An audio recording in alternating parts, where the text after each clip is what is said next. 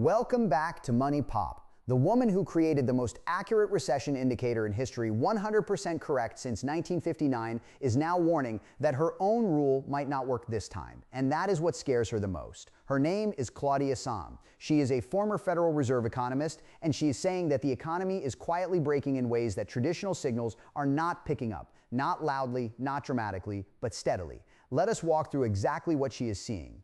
If you have never heard of Claudia Sahm, there is a good chance you have heard of the thing she created. It is called the Sahm rule, and it works like this. If the 3-month average of the United States unemployment rate rises by half a percentage point above its lowest point in the past year, a recession has either started or is about to start. That is it. The reason economists pay attention to it is the track record. It is called every single United States recession since 1959. That is over 60 years of data with no false signals and no misses. Just to put that into perspective, most recession indicators come with asterisks. The yield curve inverts and people say, well, this time it is different. Gross domestic product goes negative for 1 quarter and economists argue about the definition of it. The Sahm rule has not had that problem. It has been remarkably clean. Sahm developed it while working as an economist at the Federal Reserve, where she spent years during and after the 2008 financial crisis studying labor markets and building tools to help policymakers respond faster. The idea behind the rule was that by the time official economists declared a recession, months had already passed. The Sahm rule was designed to give an early warning, to identify a downturn almost in real time. And now she is the one raising the alarm. She recently said, "I just do not have a good feeling about this." To understand this, you need to look at the numbers she is looking at.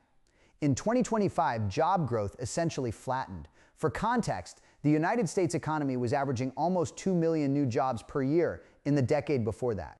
In 2025, that number dropped to almost zero. Sahm herself pointed out that adding 181,000 jobs in an economy of 158 million workers is basically nothing. That is not a healthy labor market by any historical measure. The unemployment rate has been quietly creeping upward, hitting 4.6% by late 2025. That is not a number that sounds alarming on its own, but it has been moving in the wrong direction, and the speed of that movement is exactly what the Sahm rule is designed to detect.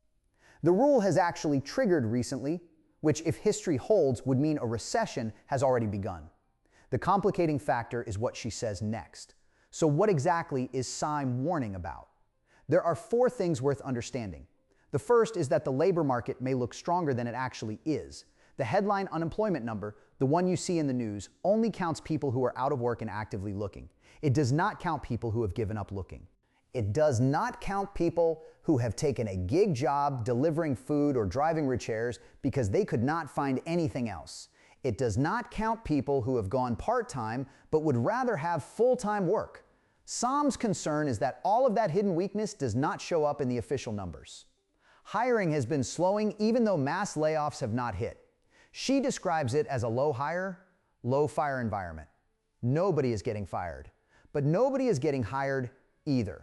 If you're a young person entering the workforce right now, or someone trying to change jobs, the market feels very different from what the headlines suggest. The second warning, and this is the one that really stands out, is that her own rule may not work the way it used to. She said the pandemic shifted the tectonic plates of the economy, and they have not settled since. Think about what happened to the labor market over the past few years. Millions of people left the workforce entirely during the pandemic. Immigration patterns changed dramatically. Gig work started to explode. Remote work reshaped where and how people work. All of these things change the underlying structure of the labor market in ways that are genuinely hard to model, which means the Sahm rule, which was built on 60+ years of data from a labor market that worked in a fairly consistent way, may now be reading a market that behaves differently. It might trigger too early or too late. It might not capture the right kind of weakness. So when the creator of the most accurate recession indicator in history tells you not to rely on it blindly, you stop and listen. The third warning is about the type of economic trouble she is actually worried about. It is not a crash. It is not 2008. What she is describing is something slower, a gradual erosion that is harder to see in real time. Hiring weakens month by month, wage growth slows, consumer spending softens, and people feel poorer even if the official numbers do not show a recession. There is a specific version of this she is being vocal about, what you might call a white-collar recession. Artificial intelligence is starting to displace professional jobs, the kind of analysis, writing, legal, and financial work that used to require expensive human time. Federal workforce cuts under the Department of Government Efficiency have already eliminated around 300,000 government positions, and corporate hiring freezes have disproportionately hit the office-based professional class. Sahm's argument is that this group, which has historically been insulated from economic downturns, is now quietly bearing the brunt of this one. Because these people are spread across many sectors, it does not show up as one dramatic headline. It shows up slowly in career setbacks and reduced spending power across millions of people. The fourth warning is about whether the usual fix even works anymore. When the economy slows, the Federal Reserve cuts interest rates. That is the playbook. Cheaper borrowing encourages businesses to invest and hire. It stimulates demand. But Sahm is questioning whether that tool is still effective here. She said stimulating more demand is not what is holding back hiring. There's something else. And that something else is structural. If companies are not hiring because they are using artificial intelligence to do more with fewer people, a rate cut does not change that decision. If federal jobs have been eliminated, low interest rates do not bring them back. The problem, in her view, is not a lack of cheap money. It is a fundamental shift in how the economy is using labor. She has even gone further on this. She warned that if the Federal Reserve ends up cutting rates more aggressively than expected, that is not a sign of confidence. It is a distress signal. It means the economy is deteriorating faster than planned. Rate cuts that Wall Street cheers might actually be telling you things are worse than the surface suggests. So pulling all of this together, here's the picture Sahm is painting. The economy is not in free fall. Gross domestic product is still growing. Banks are not collapsing. Unemployment has not hit some extreme number. On the surface, everything looks fine. But beneath the surface, several things are shifting at once. Job creation has dried up. The professional class is feeling a kind of quiet pressure that official data does not fully capture. The artificial intelligence revolution and government spending cuts are starting to reshape which jobs exist and which do not. The tools that economists use to detect trouble and respond to it may not be calibrated for this particular set of conditions.